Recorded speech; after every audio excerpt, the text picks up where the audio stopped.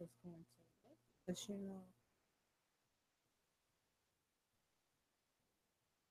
Let's now it's a go. recruiter. In the zone. You have tuned in to In the Zone radio broadcast, sponsored by Empowerment Zone Culture. Stay tuned for news, information, entertainment, and great talk that will empower you today.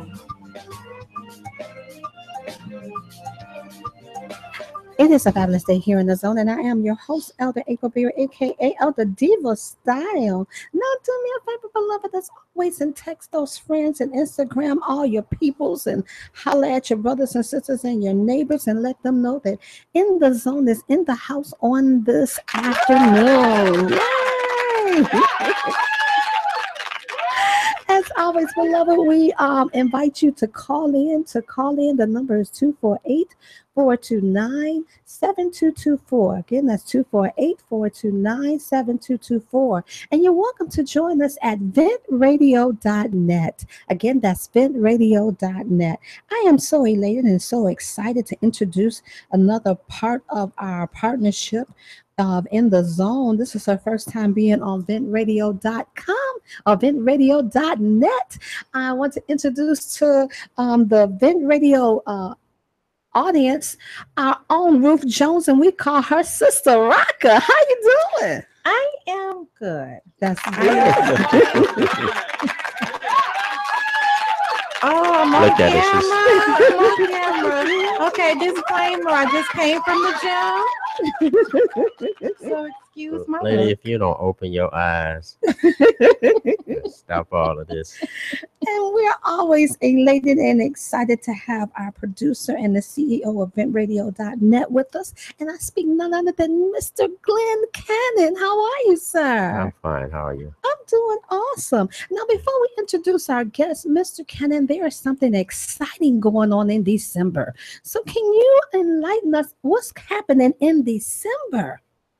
It is the Midwest Video Awards. Yeah. And we are a proud sponsor. It's December 16th of this year, Yes. where we pay tribute to indie artists with pro status. Indie artists with pro status. It is a black tie, red carpet affair at the Senate Theater Okay. here in Detroit, Michigan, at the Senate Theater. What's the address, you know? No, sir, I don't. I have everything else. Well, but you I know, don't- you millennial folks, y'all got Google now. So just Google the Senate Theater or the Midwest Video Music Awards. And our nominations still open at this time? Yes, voting will actually be cut off November 19th. November 19th. Yeah, I'm actually going to get one of the awards so you can show it on the broadcast today. Okay. So these folks can understand that we're going to do this thing big. And so, so the radio artists, those who are listening to us for the first time, if you are an artist, you still have time to submit videos. If you're an independent artist, you can submit videos into the Midwest Video Awards website. Yes, and that address is mwvmawards.com. And so, and that is ranging from hip hop to country to R&B to contemporary gospel to short stories to short videos. Films, feature films. The only thing that we require is that it be independent product. Okay. The majors got enough stuff that belongs to them. Okay. So now we're doing this for independent creators and thinkers. I have a question. So if they're in their grandmother's basement, they can still submit the video? Well, they can still submit the video, but however, our tagline is indie artists with pro status. Okay. So it's for the best of the best. So you're welcome to submit, but the competition is stiff and the work is awesome. We got some awesome work. Sometimes you have to be a little specific. Yeah, well, you know, well, but you know, they'll learn. Okay. You know what I mean? They'll learn if they submit something that's inept, for lack of a better term. They'll see through the voting that they need to step their game up, and that's what we encourage. But at the same time, we want to give independent creators a platform where they can come out and shine. And then the night is about them rather than sitting in front of a television and dreaming and wishing and hoping that they could be recognized for their work, because we have some great creators out here. We really do. We do. Yeah. We absolutely do. And I love the fact that on this particular website, if you're voting, that you're even welcome to give input in regards. So if you didn't like a video for some Absolutely. certain reason, then you're allowed to give feedback. And if you really like the video, you're allowed to give feedback on what you like. So it kind of helps the independent artists really see what the audience thinks about their work. And so that's a wonderful thing. And so with that, November the 19th cuts off the voting and cuts off the particular submitting your videos. I suggested you submit your videos as soon as possible. Well, there's the address. I just put it up on the screen. It's 6424 Michigan Avenue, Yep. Detroit, Michigan 48210.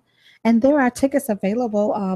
All of the In the Zone ladies have access to the tickets. And please come, because you know what, Sister Rocka, I'm trying to find some red bottom shoes to wear to this affair. But just get you a black pair and hand them to me. If you want That's to. probably Special better guest. because the real Yeah. ones are very uncomfortable. Yeah. Special guest, do you believe that he's going to take my black shoes and do something to it at the bottom to make them red? Yeah, absolutely. That's Save you a all. lot of money. That's all they did. That's all they did. But it's going to be a fabulous time. And so if you need tickets, those tickets are available along with VIP tickets. I am just so excited to be attending this particular event for Michigan. That is a positive type event for independent artists.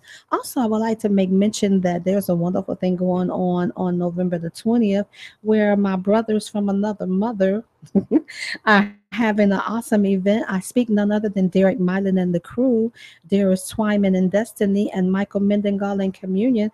They will be having an event where these gentlemen, these awesome musicians, awesome singers, awesome directors, awesome groups will be gathering together on November the 20th at the Abundant Life Christian Center. And that is a free event. And I guarantee you that you don't need to miss this event. It needs to be where you'll be a part of this.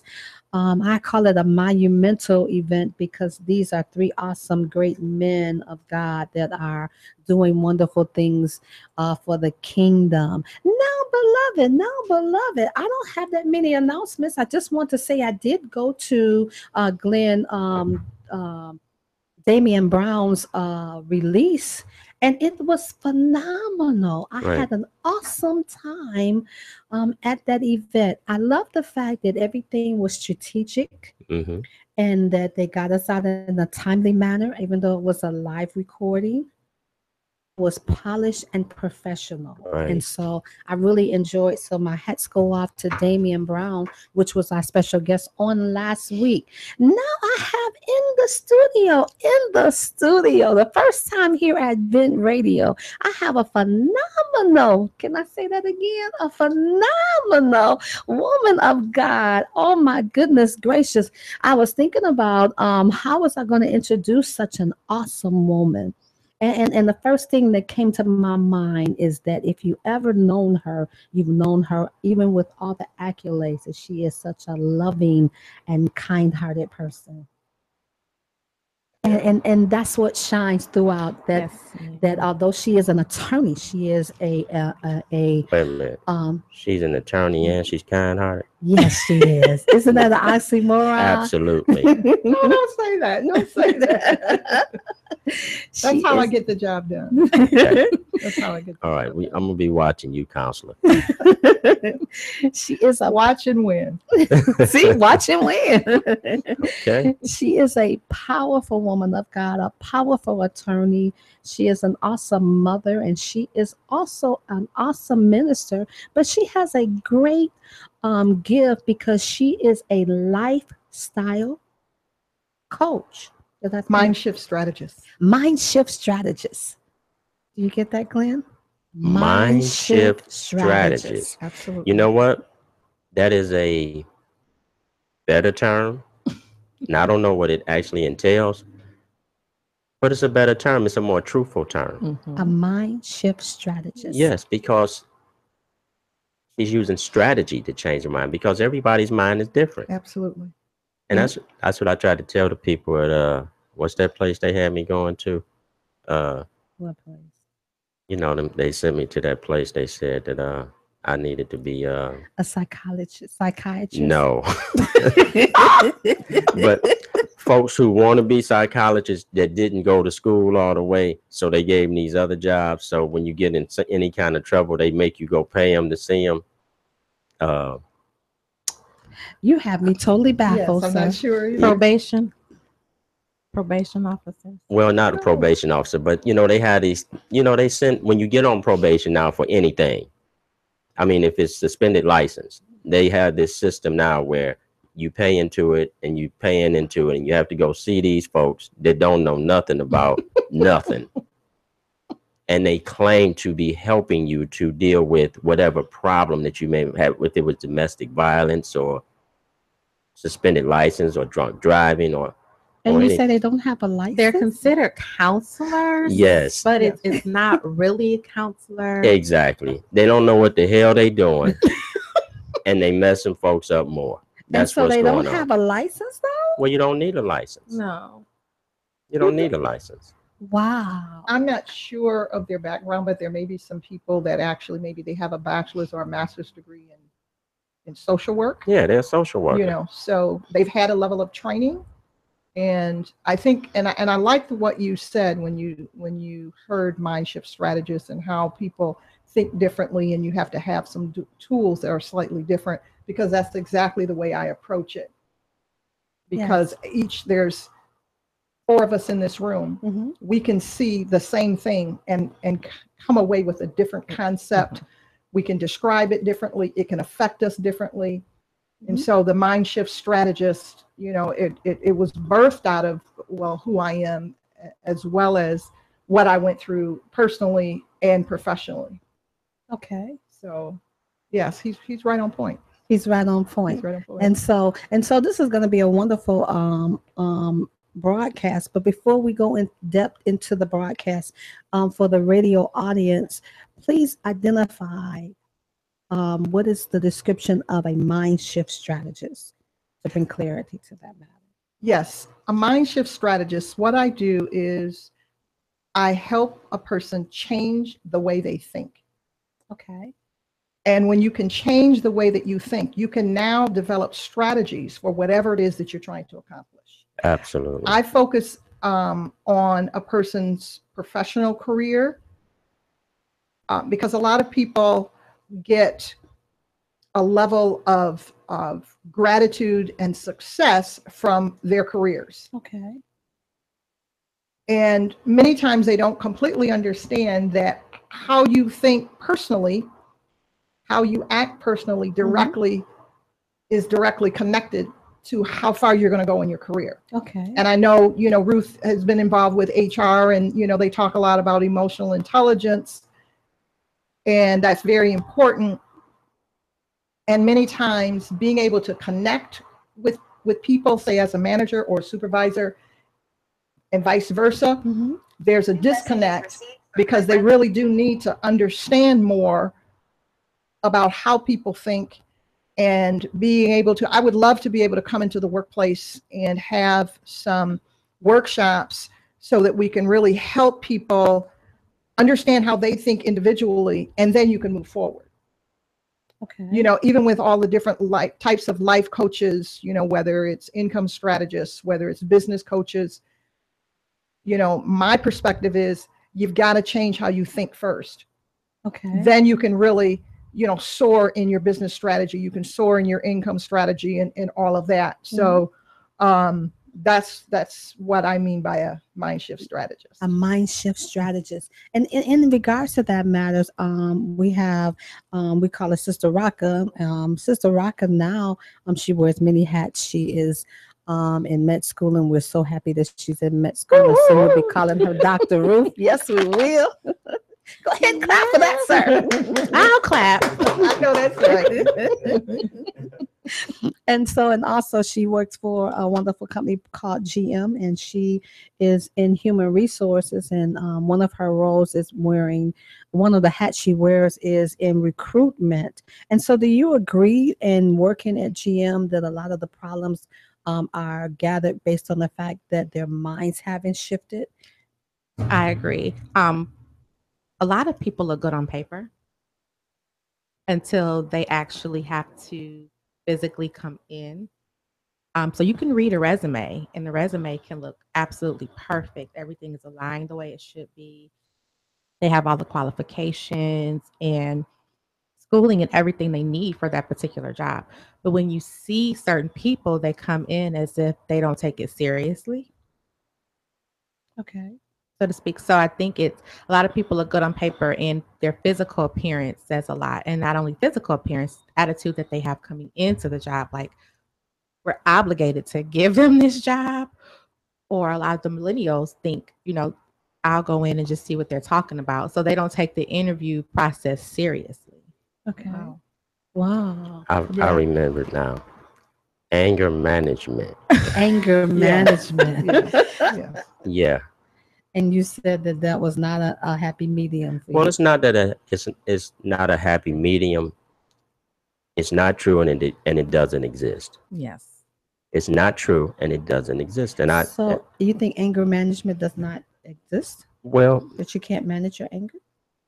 yeah, you can manage your anger. Yeah, Someone else cannot manage your anger. exactly. So do you agree with that? I definitely agree with that. Mhm.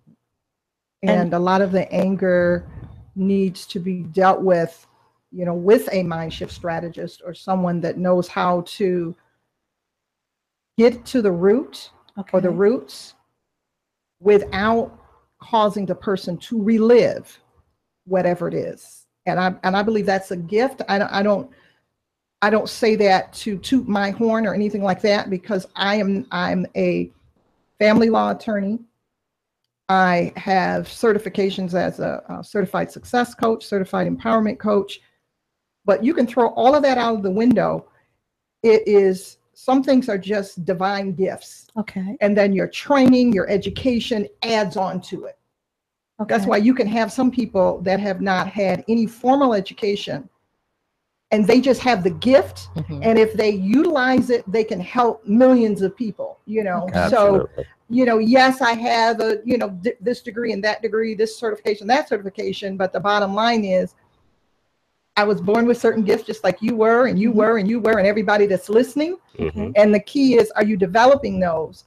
So, in regards to what he was saying in terms of anger, when you can get to the root of it, again, without having the person relive it, Mhm. then, I kind of call it taking it out, taking a look at it, shining it up, and actually empowering whatever it was that caused, that person to become angry, and sometimes it's displaced because of different things.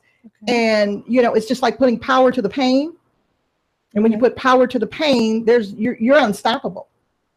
You are absolutely unstoppable. But I think a lot of people don't want to put power to the pain because they Oh. think that if they put power to the pain, it's going to cause them to feel the pain even deeper.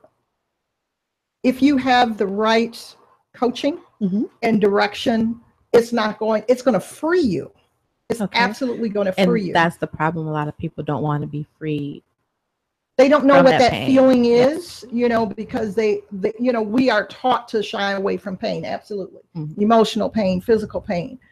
But a lot of the experiences that we've had, we can make a choice. We can choose to let them debilitate us, Okay. or we can choose to let them empower us. I don't care what the traumatic situation is. My daughter was murdered. Yes. And you've heard me say she Mhm. was murdered at the age of 23, Mhm. and by an ex-boyfriend. Mhm.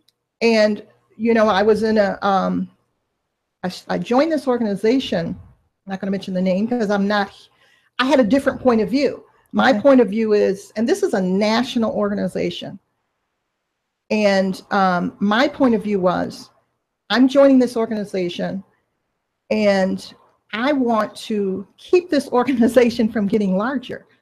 Parents who have had children murdered. I don't want this to grow. And they want it to grow. In a sense, I kind of, on one end, I'm sure they don't, but the way that it was structured, it was really set up for that. Because I said everything that we did whenever we met, it was, and I understood this, a few of us would go over our stories. And being able to go over your story is empowering, and it helps another person open up. However, that was always the entire meetings. So I would say, okay, so what are we going to do to, bring some awareness to this or bring some awareness to that? What are we going to do to help some of the people that can't get past this? Mm-hmm. There were parents there who, and I have 5 children. And so I still had, at that time, I hadn't, I had 4 children living, after my oldest daughter was murdered. So you still, and plus, even if you don't have any other children, you still want to live. You have to live. And so what are we doing to develop tools, to develop programs? There wasn't anything at that time. Wow. I don't know what they've done now. Mm-hmm. There wasn't anything. And there were so many parents there that couldn't get, I don't use the word past because you don't want to get past it.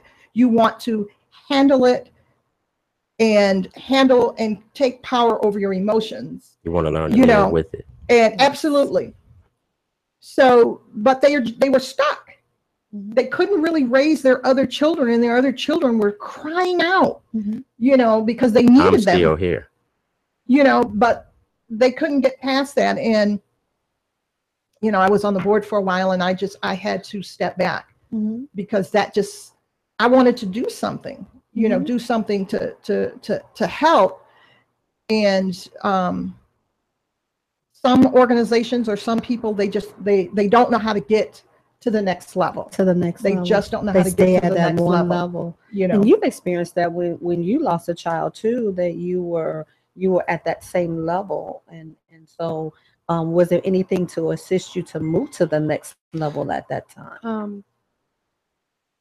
My mother and father were more instrumental in helping me get to the point of acceptance. I went to counseling with Similar. I don't know if it may be the same one, but with the Similar organization. And the person running the organization hadn't experienced what I experienced. So in my mind, it was, you can't tell me how to do certain things if you have not lived through this same situation or scenario. Like, you can't really help me get through it because you don't know what it's like to lose a child. You haven't lost a child, so you don't know what it's like to feel the way I'm feeling. You don't know how I feel. Right. So that was my reason for leaving, because I didn't feel that anyone related to me, even though there were other people there that lost parents, and there was hardly anyone there that lost an actual child. So no one could really help me and tell me, you should feel this way. You'll feel this way for a long time. So now when I get people reach out to me all the time about, this person lost their child, I'm able to tell that person, you're going to go through these sets of emotions for a while, but this is what you need to do. This helps you. You can do this. So I can offer things that I went through personally to that person because I've lived it and I know what it feels like. Which is so important. And maybe the fact that the anger management person that handled Glenn didn't have an anger management issue or anger issue. So they didn't understand what he was going through. They had the credentials to qualify them to teach and to qualify them to counsel. But if they didn't have that particular situation, maybe that was the reason why. Well, that's where the misconception is in this country. We think that because you give a person a document, you're giving the same document to everybody, first of all. That qualifies them to be messing around with people and their issues. And it's not good. it's just not good. It's just like this young lady was saying, that if you haven't walked in my shoes or similar shoes, you're not an expert when it comes to my life. Mhm. You may have studied what someone told you to study, but I'm an individual and I think and I act the way that I do. Now, if you spend some time with me, maybe you can adjust the way that I think and make me see the world from another perspective. Absolutely. But to say, they sent me to this place that they charged me to go. Now they're supposed to be helping me with anger. Wait, I mean, get this. It's really funny. It really is. But they're doing this. They're doing this to 85 or 90% of Black people. These classes are not cheap. Okay, these folks we already ain't got no money. Now, if they pull you over and you got a suspended license or a DUI or whatever the case may be, they find a way to send you to anger management. They just assume that whatever you're doing it because you're angry. And they roll you through this system and they make you pay for it to some person who don't have nothing to do because they got a degree that ain't worth nothing to nobody. And they put these people in charge of these other people who are making the problem worse. I mean, these people were almost fighting at this meeting because most of them was trying to say, well, I didn't get this problem from being angry. And this instructor steady tell them, see, that's anger right there. It's bad. And when I heard the sister say that she helps people to adjust the way that they think, that's what's needed. That's what's needed for everyone. I don't care if you're a rocket scientist. Right. Someone can show you how to look at things through another eyeball. Mm-hmm. And I think that that's great. And that's the first time that I've heard anyone say, because we got all kind of coaches now. Absolutely. We got life coaches, coaches at the gym, coaches on what to eat. Business coaches, absolutely. Health coaches. Yeah. Absolutely. So that takes your particular gift to another level. I believe so. I believe so. It was interesting because when you were talking, and we're, probably all of us here are on Facebook, and you see different things, and I'm in different groups and things like that. And there was someone that reached out in one of the groups that I was in, and they were looking for a life coach. And so I put my information in so that they could go to my site. And it was interesting because their response was, I'm looking for a course. And I understand there are a lot of courses and there will be materials that I am offering that you can do self-study. But in order to really shift the way you think regarding different areas, because you can't shift the way you think about everything in a given time period. You'd have to be working with someone for years, to completely do all that. However, just the fact that she was just looking for a course told me she's really not ready to change whatever dynamics, because there's a lot you can get in a course. Don't get me wrong, but you can only get as much out of a course as to what you put into it and what your current way of thinking is expecting.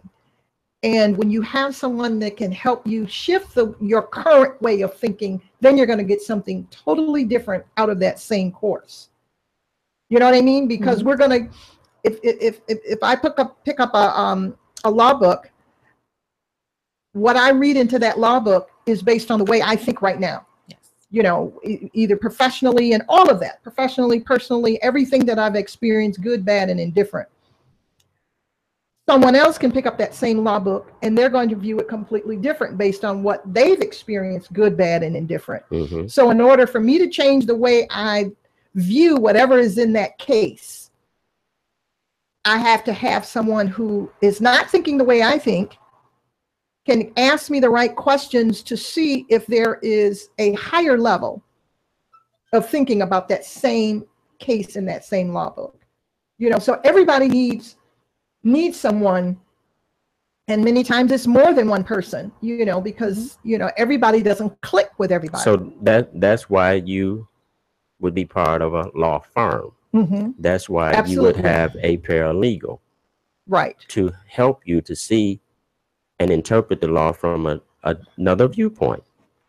Absolutely. You know, when you're looking at things, you know, from a law perspective, that's why a lot of attorneys, they somewhat work together, or they run things by people. I do run things by my paralegal, and you can run things by, you know, anyone who has is comfortable expressing how they feel, because it takes a law degree to be able to decipher certain things. But it doesn't take a law degree to be able to look at what we call a fact pattern and come up with your opinion. You know what I mean? So, you know, being able to shift the way that you think is really critical to getting to where you want to go. I don't care if you're already a CEO. If you're a CEO, you know, that's you know, earning a substantial income, unless you don't want to go any further anywhere in any aspect of your life, you need someone to shift the way that you think.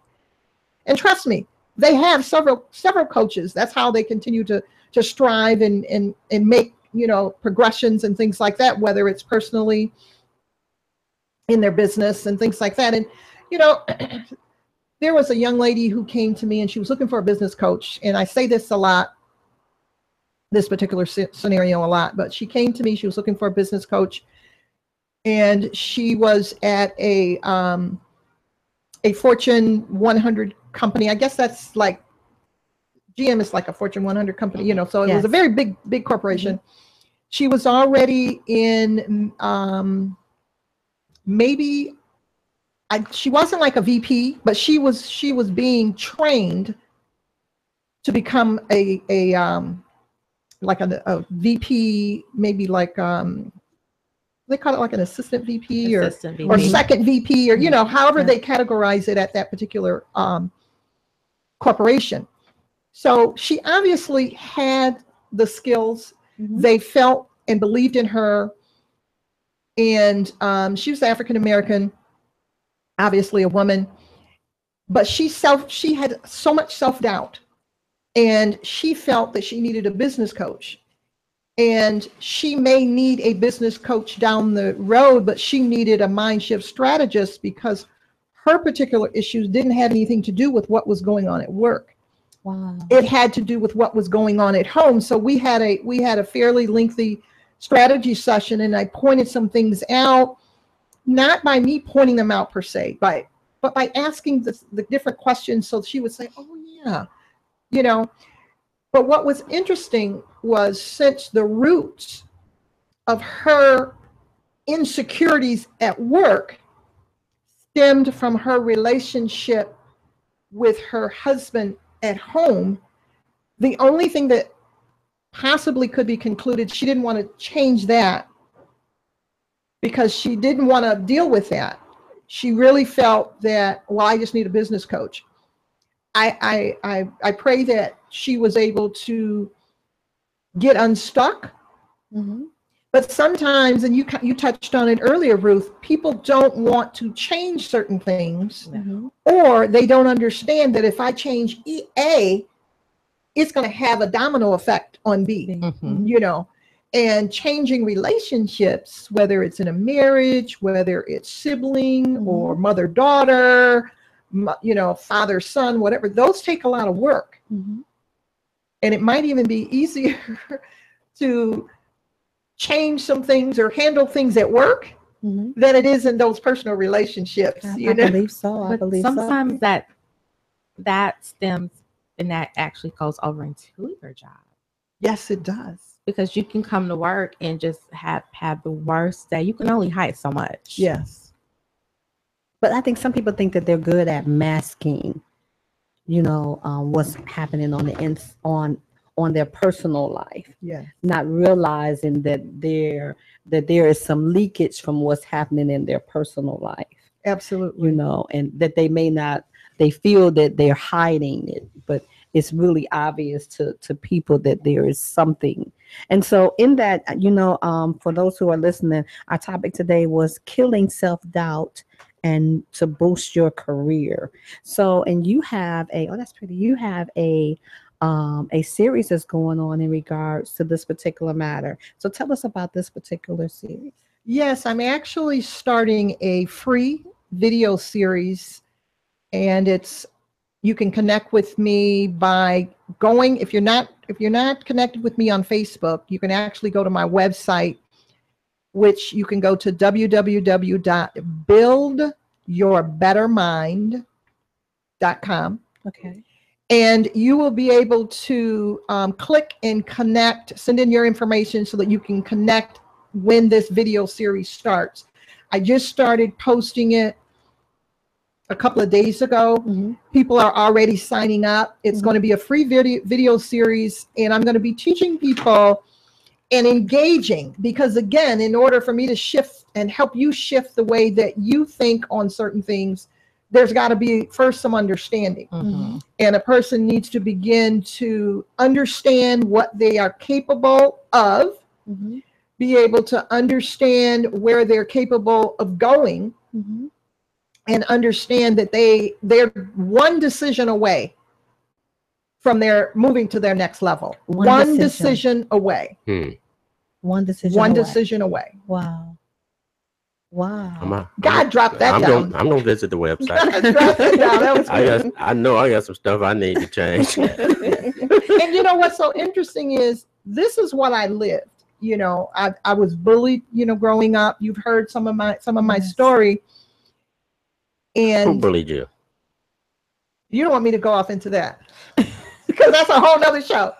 But yeah, Just just a wonderful testimony. it's about the way I looked. What, you was too fine? Well, I received that, but that's not how I viewed it. But people my age, and it still is going on, color and complexion is still an issue in our community. Absolutely. Color Absolutely. and complexion. And at some point, I really want to have a big forum so that we, particularly women, I can't really speak how it affects men and how boys dealt with color. Negatively. But I personally dealt with it. And, I'm just going to say this, which is a little off topic. But I'm going to say it. I have had some conversations since you brought it up. You brought it up. But I have had some conversations about the complexion issue. And there is a lot of discussion about women who are dark complected, brown complected, dark complected, and the struggle of being dark complected or brown complected. And I understand that struggle. And this conversation was, I'm telling my story.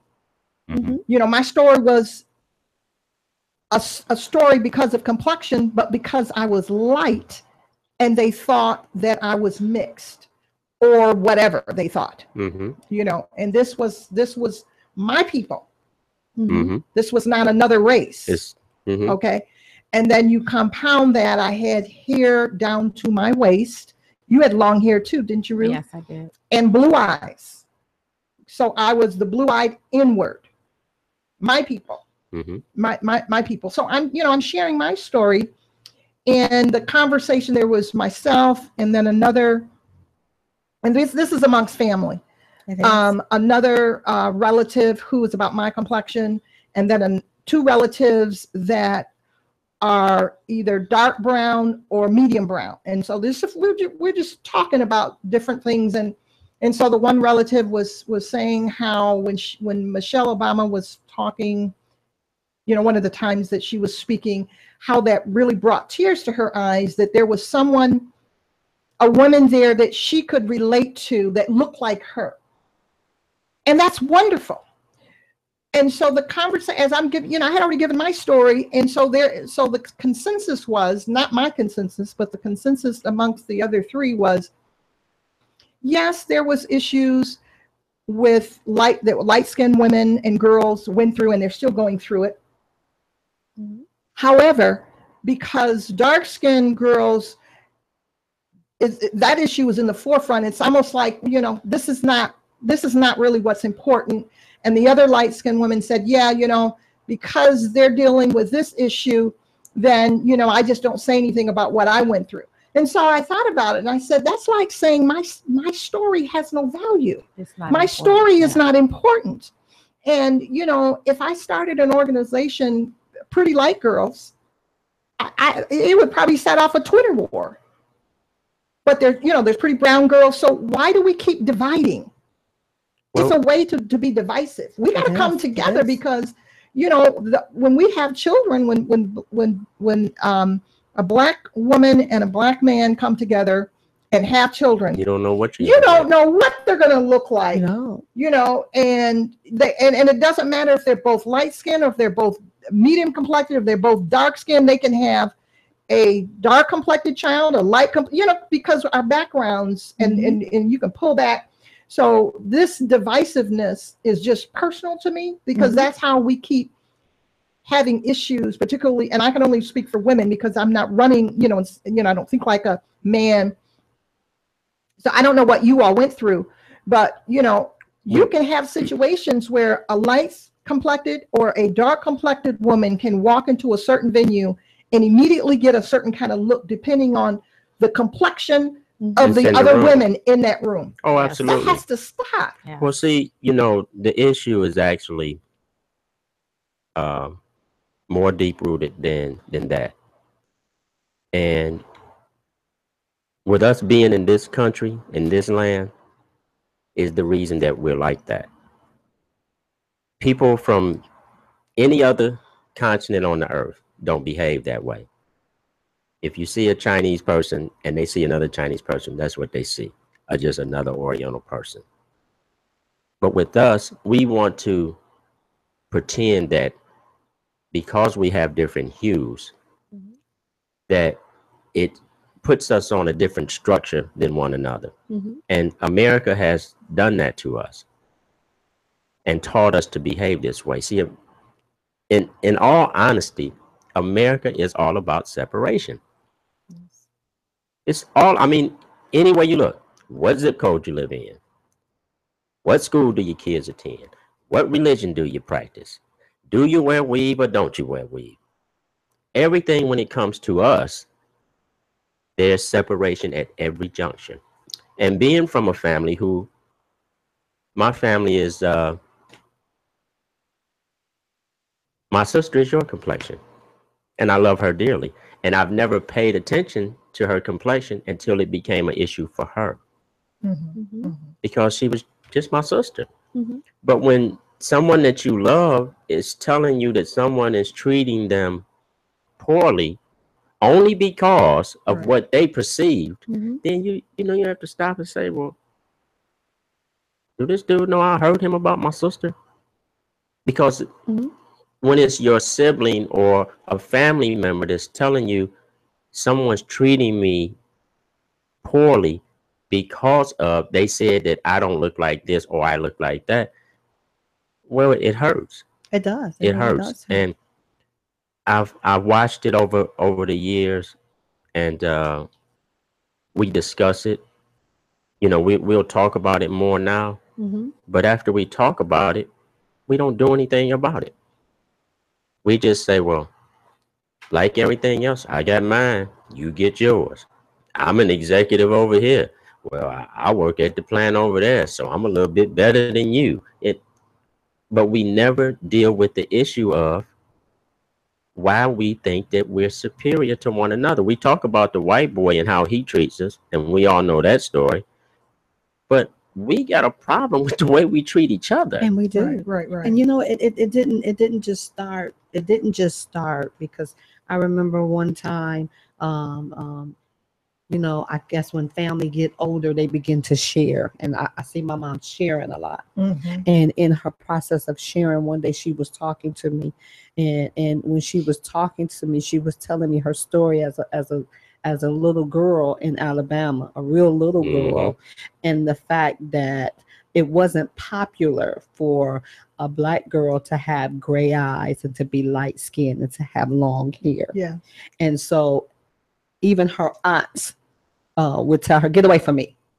Yeah. And and it was because of the fact that she did not look like they looked. You know, she did not have the kinky hair. She did not have the brown eyes. She had gray eyes. And so there was a great separation in regards to that matter. And then when my aunt came on the scene, and my aunt fit what they felt that every child should look like, it was a greater separation, because then they showed favoritism because my aunt looked like the kinky hair, the dark caramel complexion, and they loved her because of that. They And loved so on her. They loved So on they her thought. because of that. And So they thought. yeah. And so with that, this is something that has not just occurred recently. Oh, and no. the sad part is that it didn't come, the separation or the racial tone did not come from the outside. It came from actually family members in her Well, life. but see, you know, you have to understand that these are learned behaviors. See, my wife and her father have been estranged for many years. And I said, well, that's cool. I ain't getting into that, but he's going to know his grandchildren.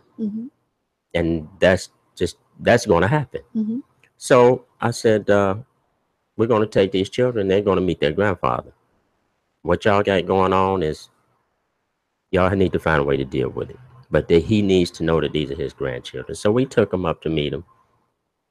And he said something to me. I asked him, I said, man, well, what's the deal with you and your daughter, man? And he began to tell me a story that went back to his childhood. It kind of threw me off at first, because I'm just trying to say, listen, this is my wife and this your daughter. Y'all need to straighten this out. But he began to tell me a story about what he went through as a boy in the South. And he pulled out some pictures, and everyone in his family was light complected except him. And he told me that his family had treated him so badly that he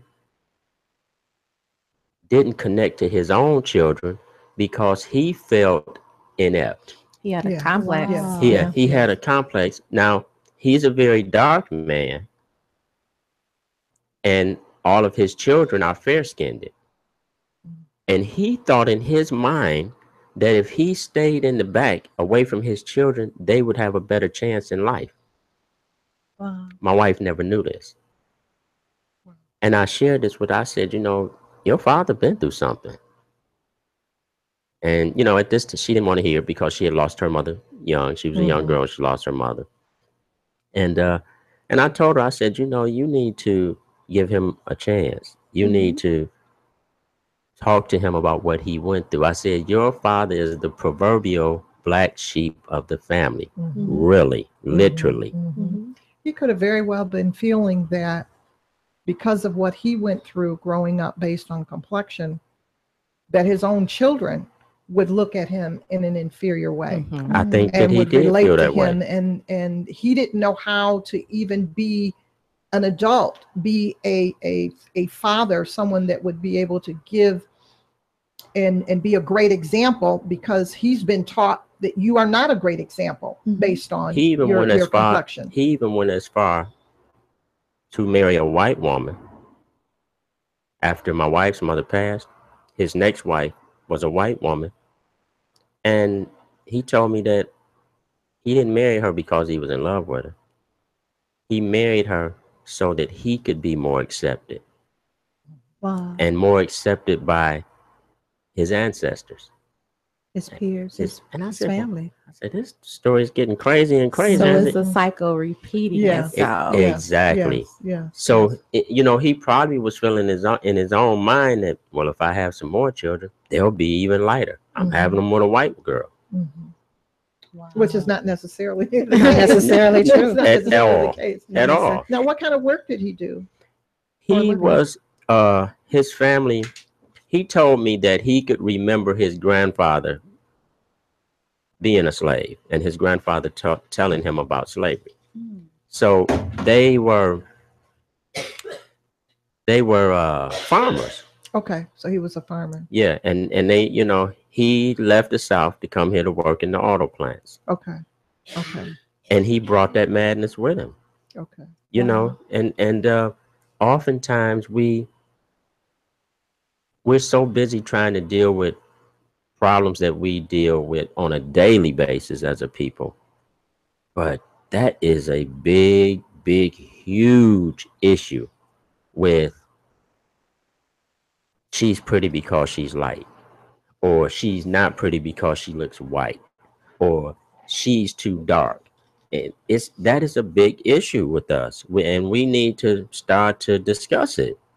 On this complexion thing, and I know this wasn't necessarily our But it's topic, dealing with some self-doubt. serious stuff, because when I was growing up and going through what I was going through, the female role models like on TV or Diane Carroll, they were not light skinned. No, they were beautiful dark skinned women. And so when that situation that I was talking about, that conversation, and they were talking about how it brought tears to her eyes with seeing Michelle Obama, giving, talking, whatever it was that she was talking about. I didn't grow up with women who quote unquote look like me, who were out in the limelight. It didn't affect me. Well, maybe it did affect me, because I started rolling my hair up like with about 100 rollers to make it more to make curly. my hair so that I could wear it in. I mean, I had a bomb fro. It went way down and way up. Matter of fact, I got one day the police. I was walking, in the neighborhood, and the police pulled over. They thought I was Angela Davis, because that was during the time period that they were looking for her. And I used to have a Gap, and I had those round glasses, and now when they pulled up and then got out, they could tell that maybe I was a little bit younger. My maiden name is Davis, so that didn't really help. Didn't help. I was in high school, but she wasn't too much older. She's not too much older than me. But I did all these things. I remember when I was in St. Croix with my best friend, we made a job of sunbathing. And, we used cooking oil. I think it was cooking oil. And we would sit, in St. Croix, the water is just crystal clear. Yes. So if you lay in the water and you have the oil, it kind of protected us from getting burned. But when I came back home, my mother's looking, for me, because back then you could literally come into the airport and greet a person when they get off the plane. You can't do that now, because you have to have a ticket to get. And she's looking, and of course, with my complexion was so dark, I thought, to me, I look really good. But it did make my eyes pop out, because of the grass difference in my eye color, my complexion. But my mother, she didn't know who I was at first. That's how dark I was. But you did all these things to try to be different, to try to look like whoever it is that has told you don't look good, and it caused me, to have so much insecurity. Wow. And so much self-doubt. And it was interesting, because when I went back to school, and I actually used to teach high school chemistry for a while, and then I went to law school and all of that. And what people don't realize is you can somewhat be excelling in your career, or at least it can appear that you're excelling in your career. But when you still have self-doubt rooted from somewhere, you can only go so far. You're going to, typically there's going to be some procrastination somewhere. It's going to show itself in different ways, even in your career. So even though I can tear it up in the courtroom, I knew something was out of alignment. I might come out of the courtroom and for an example, there was one of the days, you're waiting for the court to open, there's motion call, and I'm a litigator. A litigator means that you're an attorney, you're a courtroom attorney. So when you're a litigator, you've got to be quick on your feet. You've got to, you prepare motions, you're in the court making arguments, you're listening to the other side and you're snapping back, whatever it takes to get the information across in a way that's most favorable to your client. Whether that means telling everything or not telling everything, making those judgment calls. You saw the look on my face, didn't you? I'm still an attorney.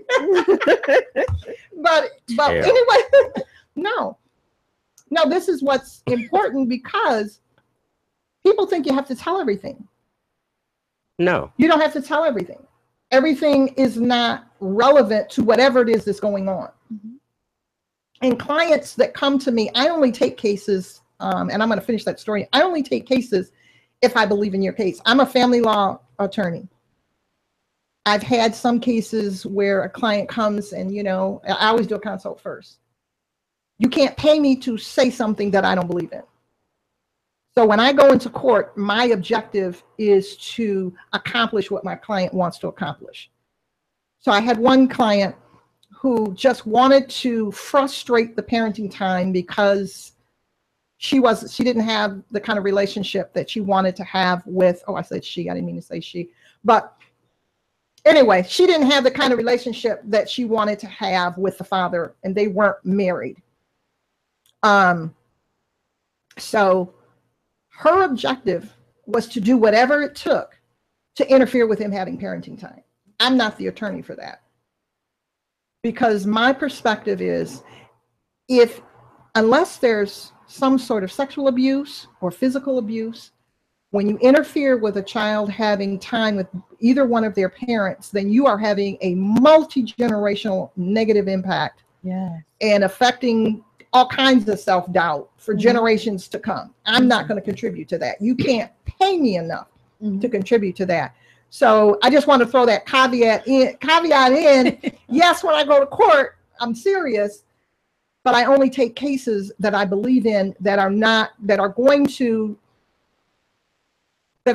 to be the least intrusive, because family law cases, they're going to be intrusive, because you're dealing with people who cannot get along, or they believe they can't get along either in a marriage, or they have a hard time co-parenting.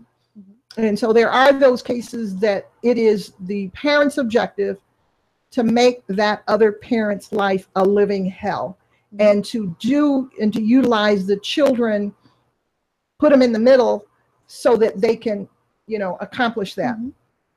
But what I was going to say was, this was one of the pivotal points for me in terms of realizing the self-doubt and the connection to my career. I was sitting waiting for the courtroom to open, and another attorney walked by and he said, "You must really be mad at somebody." And I thought, no, I wasn't mad at all, and I tend to, irrespective of how well I have prepared, because I always prepare before I go to court, I will typically go to court early enough so that I can sit and rewrite whatever arguments and whatever goals, that we have for that particular case. That's just something that I do, and I may get new revelations and things like that. So I was in thought, but I wasn't angry. But it made me realize that how I was feeling inside was being exhibited as if I was angry. And when you have an emotional cloud, whatever that emotion is, it can affect how effective you are, even if it seems like you're winning. Because yes, I'm winning in the courtroom, but what else could I have been able to do, or how much more, or what other levels of understanding could I have had if this emotional cloud wasn't there, if that makes sense. Makes You sense. know, so because it really baffled me, because I just thought I had my normal look. Well, if my normal look makes someone think I'm angry, then how is that going to affect the way people interact with me? You know, and we're not even talking about in the courtroom, you know, because you don't have to come across aggressive in the courtroom. You just have to come across bold and confident and know what you're talking about, even if you have to talk in circles until you can hit the right point. Because, you know, you never know what the other side is going to say. And sometimes they say things that is not accurate, because there are attorneys, some people that you can pay them to say whatever you want them to say. I'm not one of them. So things like that and other situations that made me realize that I can be more effective. I can go further when I deal with and look straight on, because I hid from the complexion issue. I hid from how I was bullied. I was bullied about being thin. Wow. I was bullied about being thin, you know, and even today, I can even remember in church, you know, when one of the pastors, a female pastor, was, you know, whatever the topic was that particular day, and there was a reference about, you know, having lost weight, and, you know, people might deal with you differently, you know, especially if it's a female, if she's lost weight, you know, if she's not married, oh, you know, you must have a man in your life, you know, whatever, you know, just talking or whatever, you know, how women think. You must have a man in your life. You know, you must have a, you know, if it looks like you know, I don't know why we think that way, but whatever. But the point I was going to make, but you know, it's true. You know, when you act like you're all happy, oh, you must have a new man in your life, you know. Well, wouldn't that be a reason to be all happy? It would be a reason to be happy, but it's not the only reason. So why can't you just be happy? You can just be happy or whatever. Well, but it goes back to what the attorney was saying. You know, it's like you show people one thing, and that's how they perceive you. Then they see you next Sunday in church, and you bubbly, and things are going well, and you're feeling yourself, so to speak. So people who see you perceive you a certain way. Yeah. And when they make that perception of you, that's what they want to deal with usually. But then you show up next Sunday and it's, you know, it's a whole, you know what I mean? And they like, well, who is this? It wasn't even that. And it wasn't a reflection on her or anything like that. That's just the way a lot of people, particularly women, think. You know, it doesn't mean that the person is necessarily, you know, changing in terms of their personality, but this was the point I was going to make. She made a comment about not wanting to get too thin, or not that she's thin, but not to lose too much weight. No, I'm not trying to be funny. It's very serious, because nobody but a dog wants a bone. Okay, now, haven't you guys heard that? Nobody but a dog wants a bone. Yeah, we've heard that. So, you know, we said we've heard that. That was the kind of thing that I heard growing up, and I remembered that. It was hurtful. I remember that because there were and are, and I don't want to give it away, but there were thin women in the congregation, and I know how that used to affect me growing up. How is that going to affect the other women who are thin, or, you know, whatever their size is? And so that's another story that the credibility is taken away, because it's as if the only story that means anything is if you're overweight. Right. You know, well, could that be, Counselor, could that be that in the Black church, most of the women are overweight and they discriminate? It's reverse discrimination when it comes to the thin women in the congregation. Could that be? I don't know that it has anything to do with the church. No, I think even at the workplace. Yeah. Well, I just used the church because we were talking about the church. Yeah. But my point being is this: it's always a big woman that says that nobody wants a bone. I'm trying to remember if guys used to say that when I was I've growing heard up. it from women that are Large women. larger in size. I Yeah. think it's more to make themselves feel better Yes. about their current situation by belittling someone else who may Yes. be thinner. So I think it's the Because complex and the there are plenty men self-esteem. that want a bone. Believe me. Yeah. Well, if I remember correctly, I think Plenty. there might There's plenty men that want a voluptuous woman. Right. We really don't care. We just want a woman. we want something That that's don't breathing. sound good. No, it's the truth. It don't sound good, but it's the truth. Really, men might say that they have a preference going back to complexion and look and hair length and how wide the hips are. Okay, all of that plays into the picture after we figure out that you are breathing. After you figure out that we're breathing. Yeah, because guess what? Even if you don't fit into that criteria that we have in our minds, we will still figure out a way to want what we want and to get it.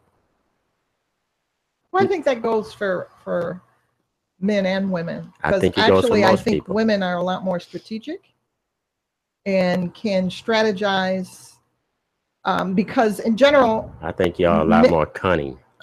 well, we're supposed to be because We're You supposed just we're use supposed to be. strategic again, though. You see, that's just that word. You just like that word. I like that word because it's accurate.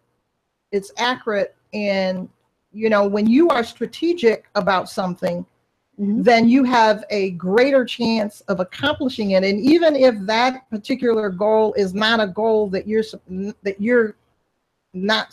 supposed to accomplish at that given time period, when you're strategic, you're going to learn a lot going, heading towards the goal. Because there's some goals that we can make, and maybe that's not a goal that we're really supposed to accomplish, or it's a goal that we're not supposed to accomplish at this time in our life. But when you're strategic about it, what you can learn on the way, can be phenomenal. So that when you get to that point, maybe you realize, you know what? This is awesome, but I need to turn to the left. You can always or make I an need to turn to adjustment. the right, or pull back, because I'm realizing and going back. Do you guys, write things down? Yes. When I go to church, when I go somewhere, I write things down. I had gotten better at going back and reading them, but when you go back, I'm pulling things out that I wrote 3 years ago, 4 years ago, 5 years ago, because now my mind is at a different level. And you can be given, God can give you something 5 years ago and it sounds great, but maybe you needed to progress 5 years forward to truly understand how much you could do with whatever that was. I'm at that point, if that makes sense. It makes sense. Yes. It makes sense. It's kind of Makes a like lot of putting your sense. plan in motion, Yes. having a plan and creating the steps to get to where you need to be. Absolutely. And no one, in the school system, I don't care at what level of education that you have, the school system prepares you to plan, but it doesn't prepare you to change your plan if it doesn't work. That's true. Yeah. And that's what I like about the strategic part. I think that's so key because when you're on a journey, you should be able to shift and turn left and back up, and you should be able to do these things, but you can't successfully do these things if no one has taught you how to do it. And sometimes it causes a breakdown in people's lives because they're so centered on the plan. So when a kink comes in the road in regards to the plan, it automatically causes them to freeze And see, because they don't know how to Right. maneuver around Right. that kink. That well, just see, happened. women are better with shifting gears than men are because we're so egotistical that when we get a plan, it's our plan. And it's the greatest plan ever. But isn't it the way you were raised to? Because you were raised to women have a better understanding of failing and getting back up. women have, I believe I agree. that women have a better grasp at, okay, I failed, Hmm. where men Don't like to feel it all. don't like the feeling of Well- failure, and it feels like they have let not only themselves down, but they've let the surrounding people that are close to them down, Well, see, because they encountered that's a ego, failure. though. See, but that's really ego, Okay. you know, because it's just it's not it's actually just stupid. I mean, there's no other word I can give it. When you believe that your plan is the plan and the only plan, that's just stupid. And I don't care who gave it to you. Because in life, we have to be able to make adjustments.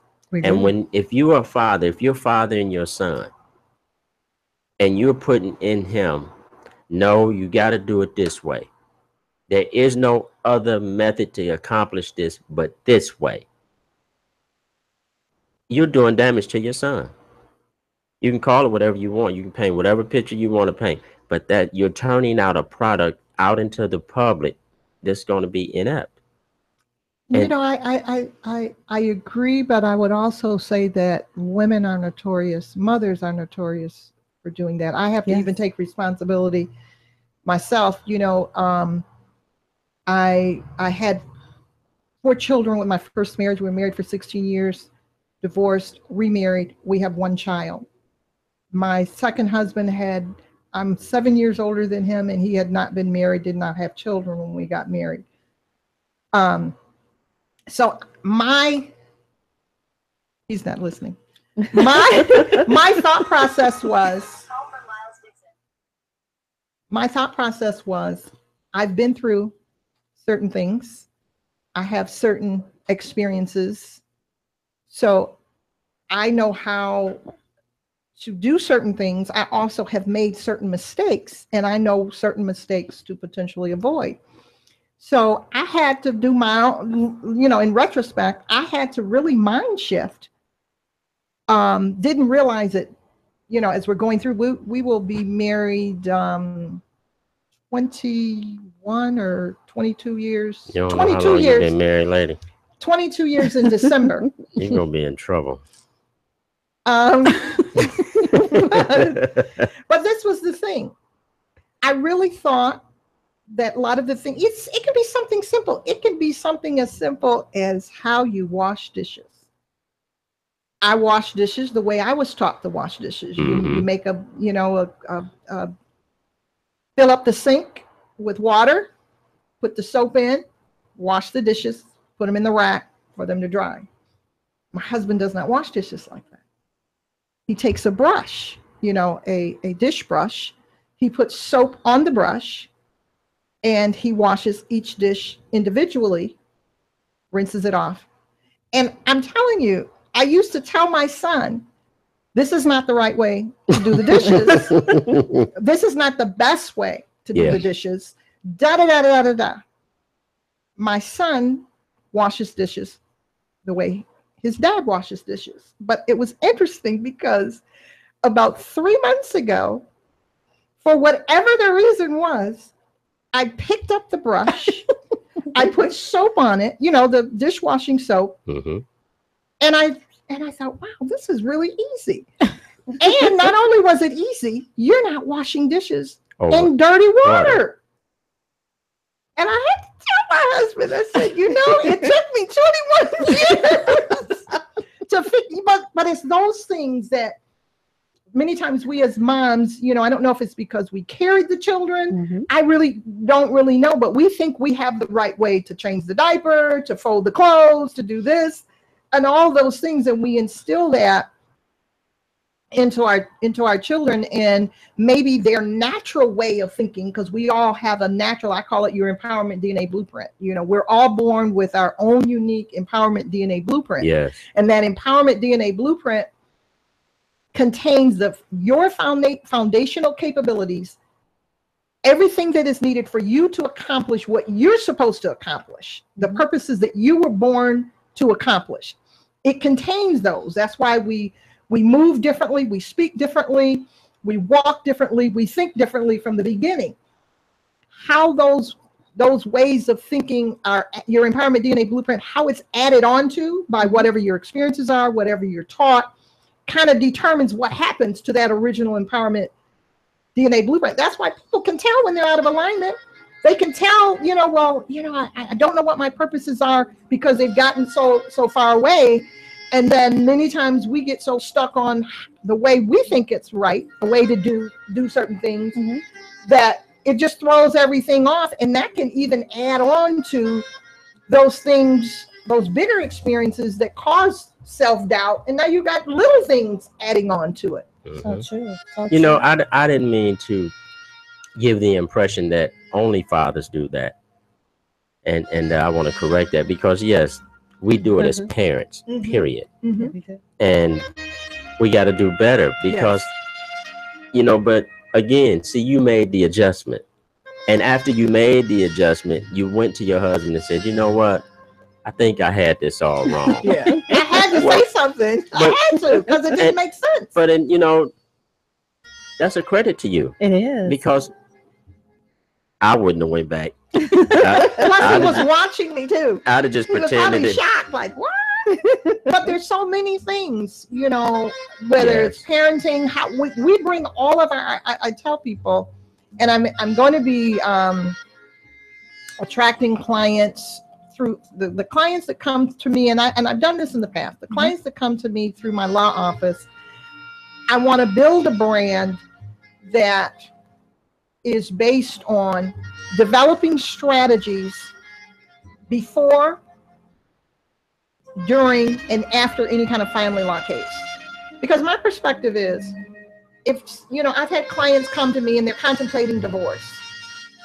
The majority of the time, what they're complaining about is really not That big a substantial grounds to be separating and getting a divorce and all of that. But because of all the baggage that we all bring in, and then if this is a second marriage or a blended family, it's compounded.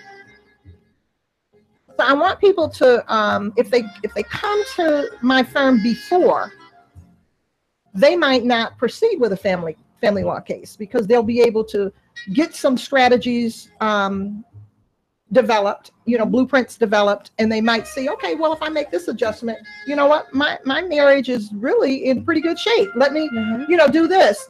And then, if they decide to proceed or they come to me afterwards, I say, and this is the tagline in terms of my law practice: strategies determine your family legacy.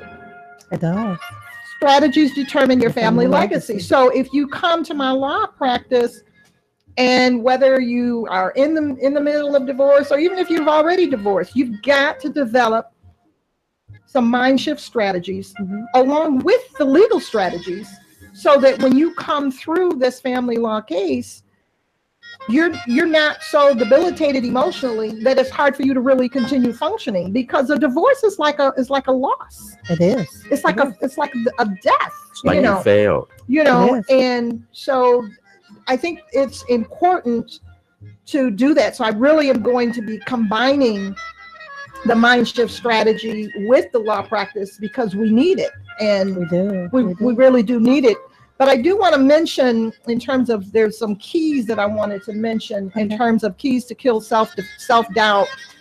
And one of them is, I call it shift your present to future. So say you're facing a challenging situation, and I actually had one of my VIP clients do this the other day. You want to take that situation, whatever in that moment, in that given moment, and you want to visualize it as if whatever it is that you want to accomplish within that particular situation, visualize you having accomplished it. In other words, taking that current moment and almost turning it into a future moment, even though you're in real time. Okay. Your mind will actually shift. And what I had her do was to take to visualize an image an image that normally, you know, she could look it up on her phone, she could just visualize it in her mind, but it's good to find an image that corresponds to, find an image on your phone or your, you know, especially your phone, that corresponds to whatever that image is in your mind, in your spirit, that empowers you. Okay. That makes you feel like I've challenged, I've conquered whatever this situation is. Mm-hmm. And when that challenge, when that situation arises, you purposely, on purpose, visualize that image. And I guarantee you it's going to shift your demeanor. It's going to shift the way that you think, and it's going to shift the way that you behave. Because like I said before, you're one decision from your next level. You know, that one decision, when you make that decision, then you are moving to the next level. That doesn't necessarily mean you're at your next level, but the reality is we're never really at our next level, because our next level is always moving. At least it should always be moving. And when we realize that, then we don't feel stuck if you keep moving. So shift your present to your future. And then we touched on this earlier. Key 2 is get to the root. You know, get to the root of whatever that situation is at a time that you're able to, like I said, pull it out, kind of look at it, you know, and you may need someone that can help you do that. But when you can get to the root of something, then you can handle it. It's when you don't understand where this is coming from that it begins, confusion sets in, you know, and even those of us that are believers, we're not supposed to be confused. You're not. Period. You know, so, and then empower your pain points. Empower your pain points. I kind of touched on that earlier, because when you get to the root and you get either learn it on your own, or you deal with myself or someone else that can help you get to the root, then you really can empower your pain points. That's why I'm able to talk about my daughter without breaking down. That doesn't mean I don't ever cry about it. You know, I've had some people say, oh, I'm surprised that you were able to talk about it, you know, because they expect you to break down, and it's not that I don't have moments that I choke. But one of the purposes is to, like what you were talking about earlier, to empower someone else, so that if you choke, you can still keep moving. You can still help someone else, you know. So pain points doesn't mean, empower your pain points doesn't mean that you don't necessarily feel the pain at all, but you can take that pain and turn it into something powerful, you know. So I wanted to mention that, so that people understand that it really is important to kill the self-doubt, so that you can excel in your career, which is really going to mean that you're excelling in your personal life. It does. And so we're at the bottom of the hour, and as soon as our producer comes back in, we're going to sign off. But I wanted to mention the fact that you still go back to the fact that you have a new series starting. Yes. And your new series is talking about self-doubt and boosting your career. What is the title of that series again? Kill self-doubt and boost your career. Kill self-doubt. And you know, when you kill it, I want people to understand we can kill it, but we're not going to get rid of it. We're going to pick it up and we're going to empower it. We're going to kill it, but we're going to pick it up and we're going to empower it. You know, it's just like when we eat, like if you eat meat, you know, for instance, eat chicken or whatever, they do kill the animal. I hate to say it, they do kill the animal. They do. But it becomes something that can empower those of us who eat meat to enjoy it. And also provide certain nutrients and things like that. So it's not, I want people to think of it differently, because when we think of killing something, you know, we think of it's gone and it has, you know, but I want you to kill the negative part of it, and then be able to learn how to take out. So I'm going to have that video series, and then people will have the opportunity to take things a little further. So they can go to www.buildyourbettermind.com, and they can actually sign up and if they are friends with me on Facebook, they can see some of the different Yes. ads and things like that to sign up as well. And the video series is free. And so if they're on Facebook, how do they get in contact with you? They can look for the release room. The release The room. release room and ask to join the release room, and Mhm. I will approve them. And they can see the posts there, and that would be the best way on Facebook. And then people can also connect with me on Twitter at Mindshift Today. Mindshift Today. Yes, Mindshift Today. And I'm on Instagram a little bit, not a whole lot, to be honest with you. But on Instagram, I'm also Mindshift Today. And then I have a YouTube channel, Mindshift and Build Your Better Mind. So folks can subscribe to my YouTube channel as well. That's wonderful. That's wonderful. And if they need a legal advice in regards to family practice, where can they contact you? They can call me at 248-358-6920. My website is www.davisyanceylaw.com. And just so that folks know, those of you who don't know, I was actually voted Michigan top lawyer in family law. Oh, three? Yes. Oh, yeah. Well, for the whole state.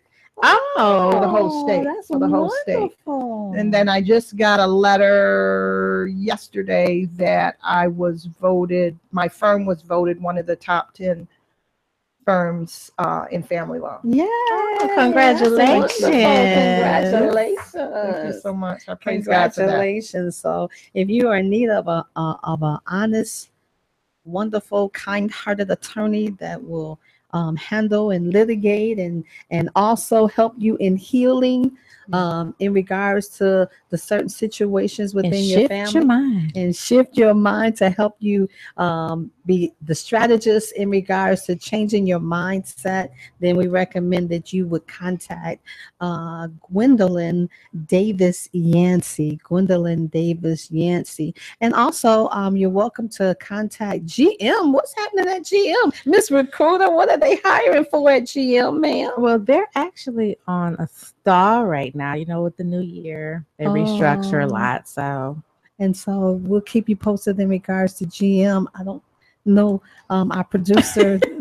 And so I want to just add that I've joined all of Dr. Yancey's Facebook pages, and it is full of gems yes. and inspiration. Thank you. So I would just encourage you all to join her page, because she does actually give you gems and inspiration, and it does cause you to think differently. Yes, that's a wonderful thing. That is a wonderful thing in Thank you. regards to Thank you. I appreciate joining that. Gwendolyn Yancey. While we're waiting, I just believe that she is just a phenomenal woman of God, because she shared with me her story in regards to her daughter.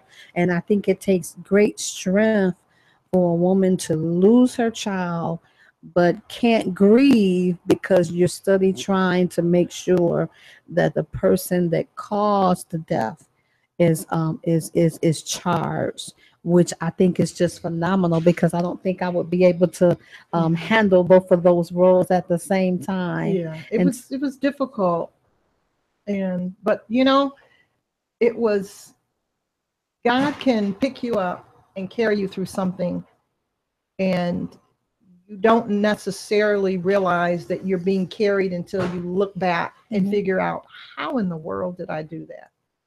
Which is just You know, phenomenal. This is yeah. phenomenal. So Gwendolyn Davis Yancey, you have to come back and see us. I would We love want you to come back, especially during the first of Wait, the I year. gotta ask her a question before she go. it.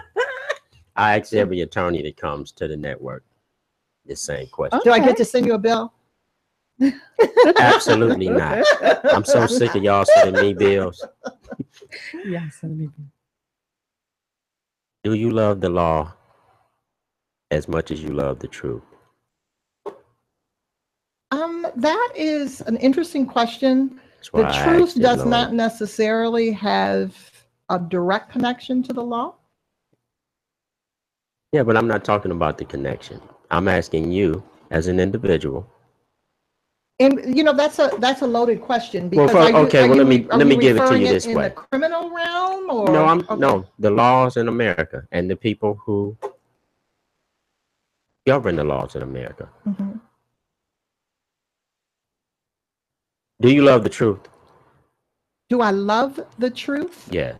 I love the truth that comes from God. That's the only way I can answer that question. That would be the only truth. Absolutely. Okay. Yeah. So now that we established that, see, these lawyers are so tricky. No, I'm not being tricky. See, now you've tapped into the minister. Well, no, I'm not trying to tap into. I'm trying to tap into the greatest thing that we have on the planet. That would be the truth. I guess that depends on how you think of it, because I feel that the greatest thing that we have on the earth is love, because God is love. And so when you really tap into love, when you tap into God, then everything else comes with it. The peace, the truth. And the truth will do what? Make you free. Make you free. Yes. So that is the most powerful thing on the planet, in my opinion. Okay. But back to my question, Counselor. Okay. We've established that you love the truth, which is a biblical perspective. Okay. Right? We've established that. Mm-hmm. Now I want to ask you, and most attorneys claim they love the law. Now I don't mean, and I know that that's very broad, because people love in all different kind of ways, and some people use the term in all kind of messed up ways. Which one is more important to you as an attorney, the truth or the law? Let me put it to you that way. See, you have to understand that, like I said earlier when you asked me, there isn't always a direct connection between the truth and the law, because it really depends on what the law is, because a particular law may not be in favor of whatever the truth is in that particular situation. So it's kind of hard I can't really separate that out and answer that question, because there are laws I don't agree with. There are actually laws on the books that are still on the books that are not being utilized unless someone is targeted.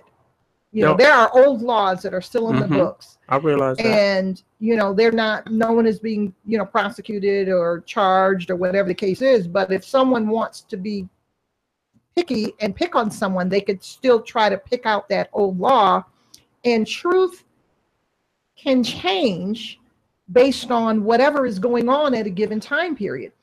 Because to me, we as humans, this could be a whole new show, but our capability to understand the truth and to know what the truth is minimal.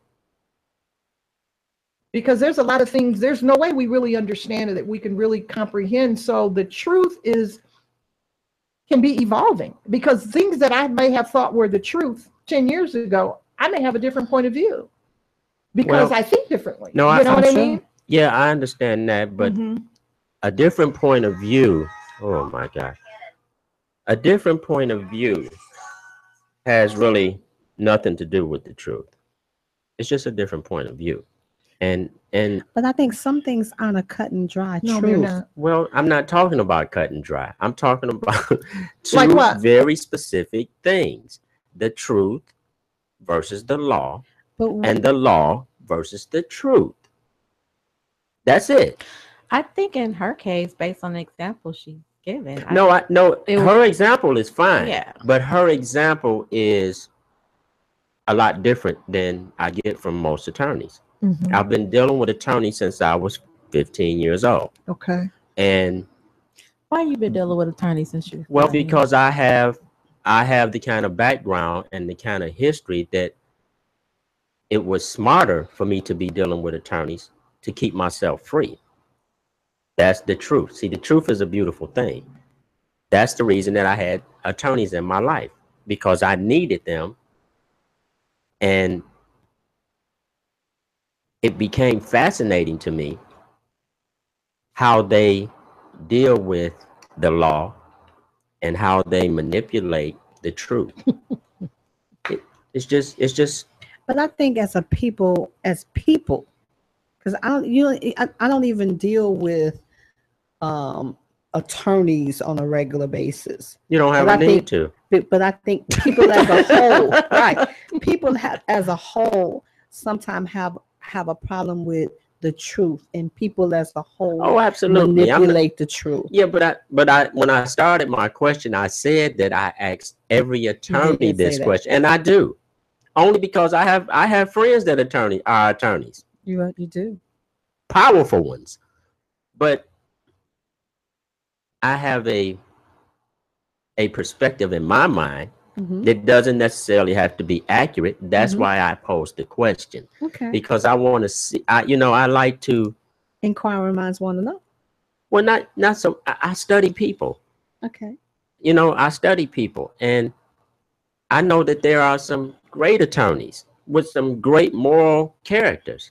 Like the ones right here.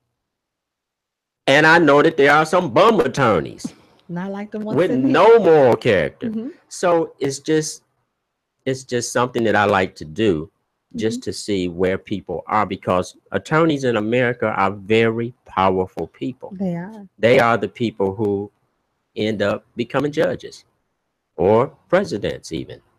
They are. And they are seen as our best and brightest. So I like to know where these people are in terms of how they tick. Okay. So I still think that truth is not stagnant. no, it's Truth not. It's not stagnant. is still very much hinged on what you were taught was the truth in a given situation. And even if you're going to take this in a criminal realm, I used to work for the defender's office and the misdemeanor defender's office years ago. And if you look at it from a criminal standpoint, if there's a police report, Mhm. and then there's witness statements, which was always interesting to me that clients would make statements and then assume that a good attorney is going to get that statement kicked. But anyway, those statements, a person can say, the police officer can say, this is the truth. This is what I saw. This is what they perceived as what happened. Mhm. You can have 5 witnesses that give 5 statements based on this is what I saw. And they are different. And they're all different. Mhm. It doesn't mean that this person is lying and this person is lying, because what we see and what we perceived goes back to what we were talking about earlier. What are your mindsets? How are you filtering things?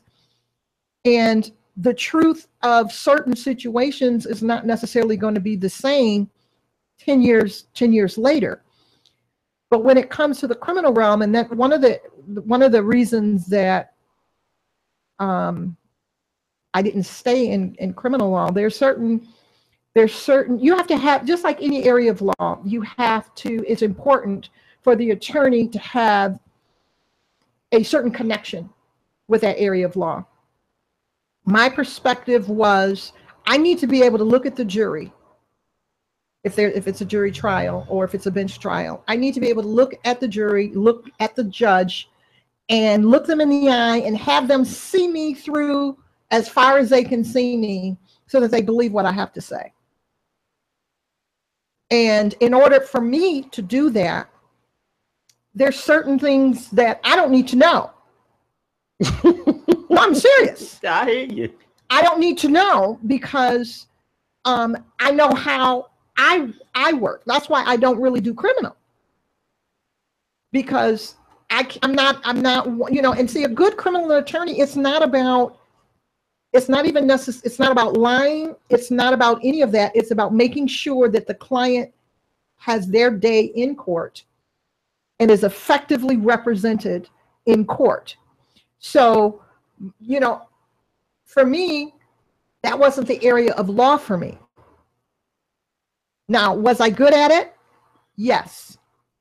But I found that I was coaching people back then, well, these are some of the things, because I found that, there was a MO when I was at the defender's office and legal aid and defender's office. Misdemeanor defender's office, you're dealing with folks that committed misdemeanors.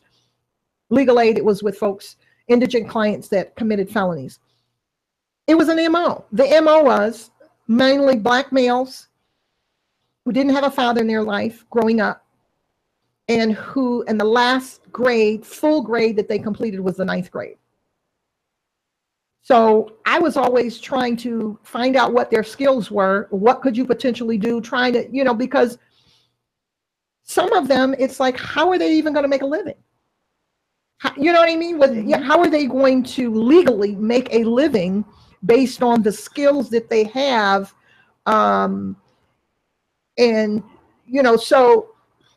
to try to answer your question, to me, there is no correct answer to that, and there really isn't an answer to that, because they're two different things, and they may interlock, but they may not, depending on the situation. So I can tell you I love God, and that's where I can go. Well, all right, counselor. Yeah, and I love you all too. Yeah, absolutely. And so I am holding up one of the awards. Want me to hold it up There here? you go. One of the awards for the Midwest Video Music Award, and indeed, this is going to be a phenomenal event. This is going to happen on December 16th at the Senate Theater. Senate Theater. We're going to get this right now. I ain't finna mess this up. Messing around with you. Midwest Video Awards, powered by Straight Noise Pro Entertainment. Join us on the red carpet under the bright lights of Detroit, as this is a black tie affair.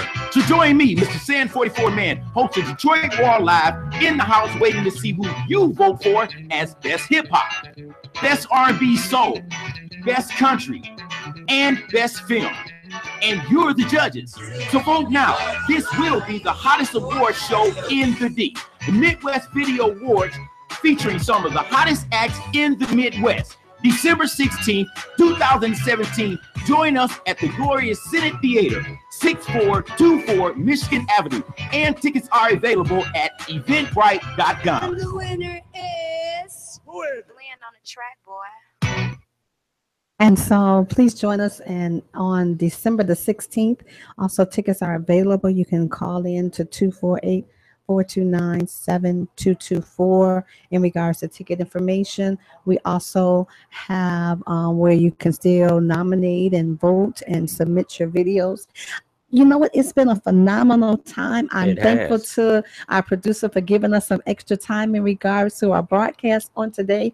As always, we're happy to have Sister Rocka in the house.